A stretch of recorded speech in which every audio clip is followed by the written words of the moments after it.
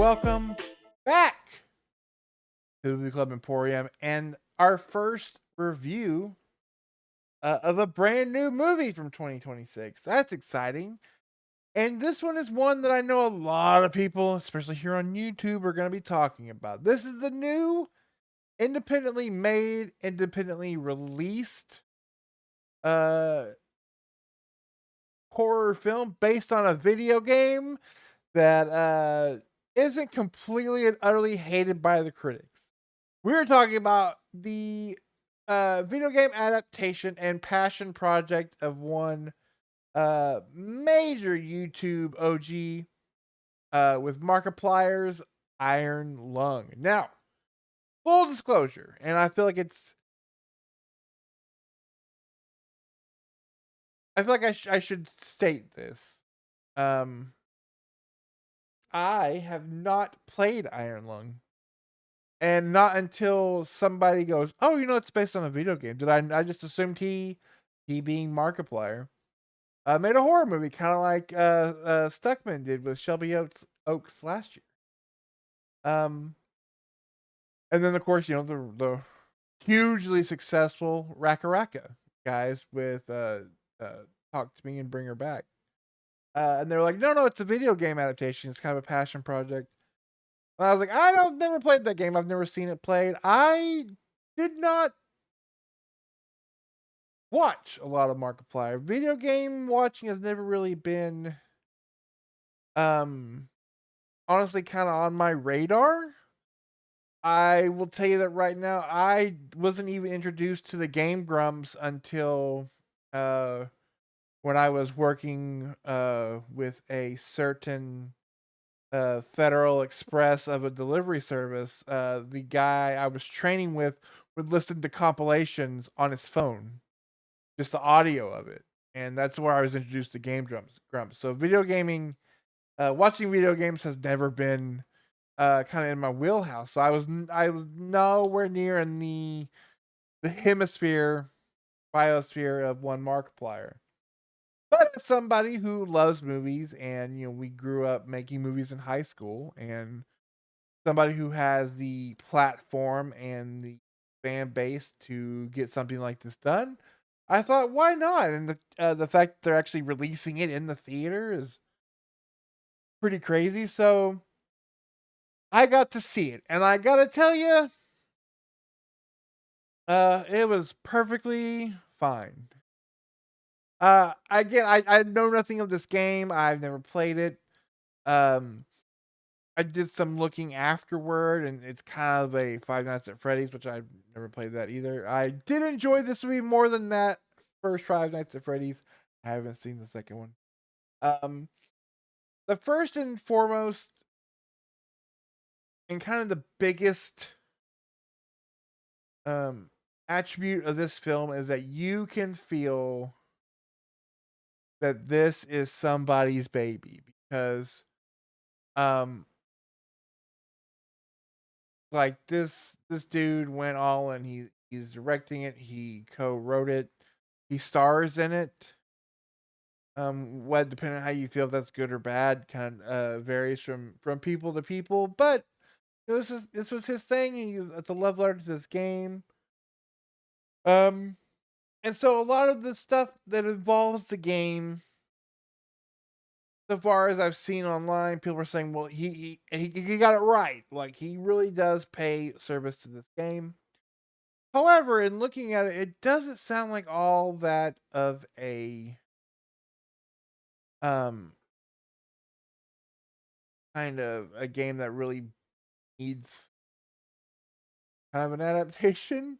Um Hearing the premise of what is going on, I'll put it this way. There's if you've never seen and the Dangerous Days, the documentary about making Blade Runner.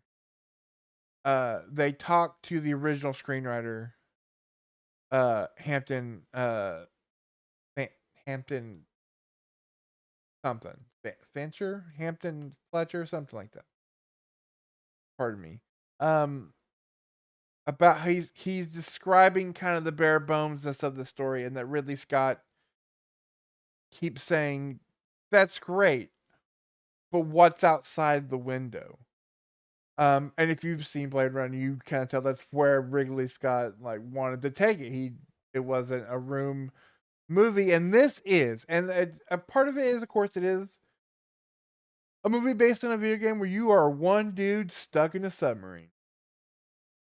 And I will tell you this, for a 2-hour movie about a dude in a submarine by himself, um, they they do a really good job of, for the most part, keeping you in it.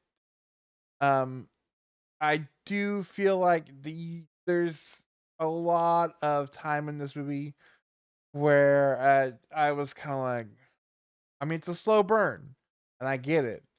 Um, but like easily 10, you could shave out 10 minutes of just like sitting in the same room and kind of doing the same thing. It almost becomes monotonous, which I mean the game is kind of that way, and it's based on tension. Um, but and the movie a little more of a ticking clock, which you do get in the third act. You get a kind of a ticking clock, and this one it really ramps up. Um,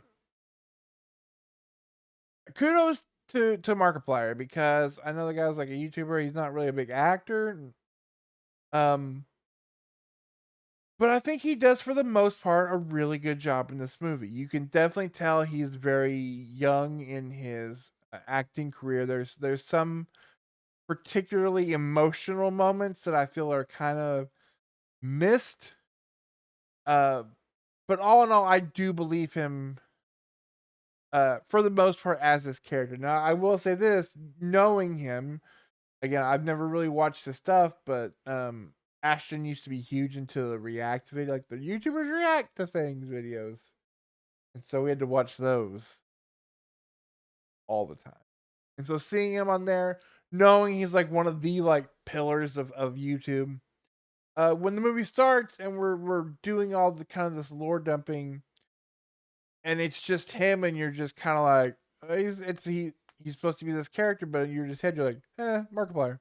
Um, but he does a really good job of man alone with his thoughts. Slowly going crazy. It's kind of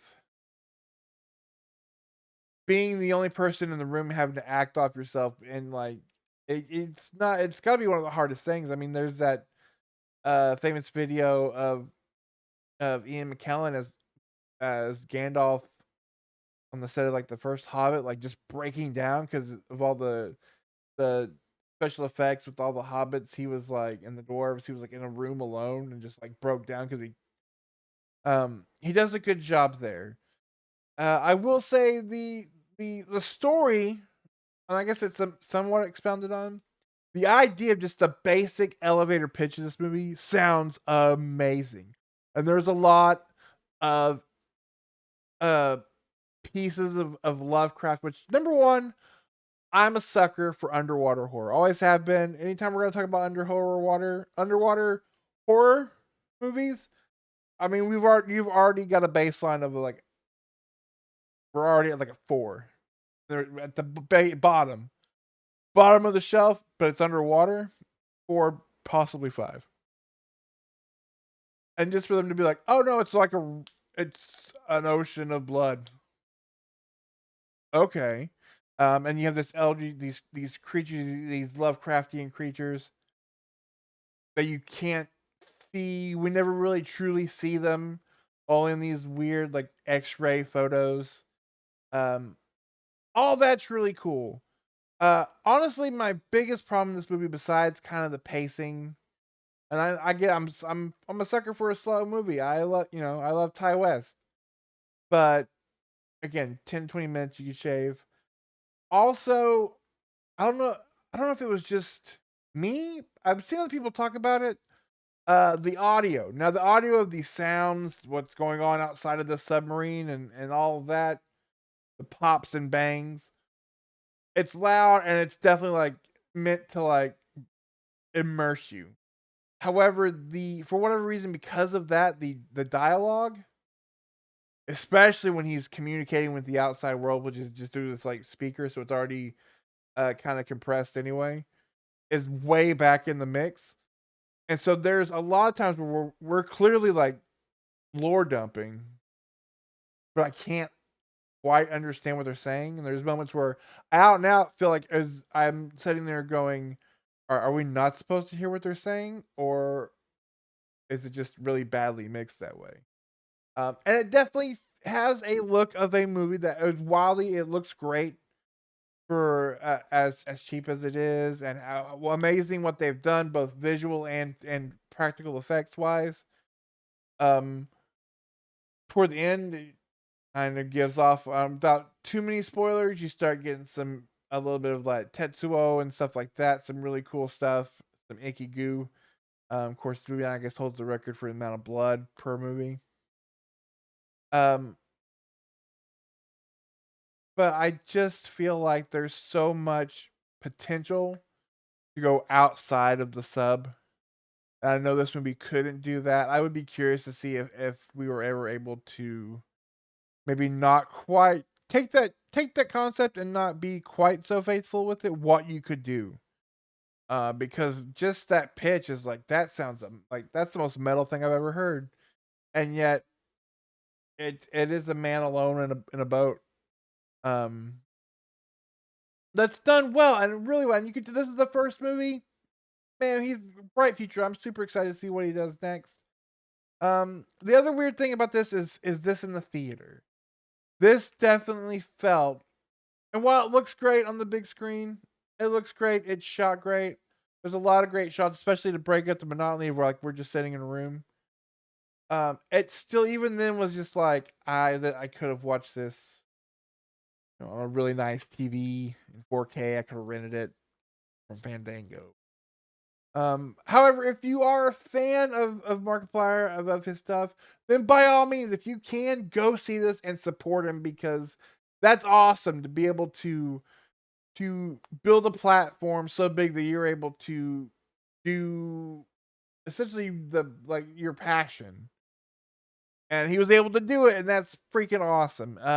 And again, overall, I think this was a fine, really good movie. It's not one that I'm gonna really be like,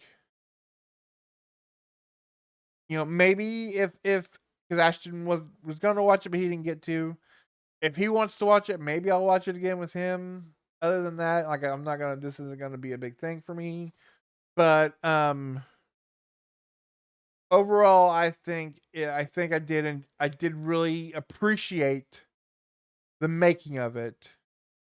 Um, and it felt that the actual product itself was pretty good for a first time low budget movie, independent movie. So take that as you will. If you are a huge fan, please do not murder me in the comments. Again, I am not the maybe the target audience for this, and if not, then and you thoroughly loved it, then let me know why. I want to, I'm willing to learn. So, and plus that pushes that engagement. So make sure if you are going to do that, make sure you like and subscribe, share all the other YouTube things. Hopefully you joined us last night. If you haven't, please watch the VOD where Nick and I were live for our January hangout, and we were talking the Chronicles of Riddick franchise. All four films. That's right. There are four films in that franchise. Um, which is wild considering there's like 127 Fast and Furious movies. But we're talking about Riddick, and next month in February, of course, we're doing our best and worst of. Next week, big surprises. I think Wednesday Nick has a very fun post theater clarity based around a one of those Regal mystery movies that I won't spoil just yet. And then next week I will be reviewing the new Sam Raimi movie. Because every 20 years Sam Raimi is like, still got it. And so next week we're gonna be talking about Send Help. Uh, but until then, again, thanks for hanging out with us here at the Movie Club Emporium, and I will see you guys next time. Bye.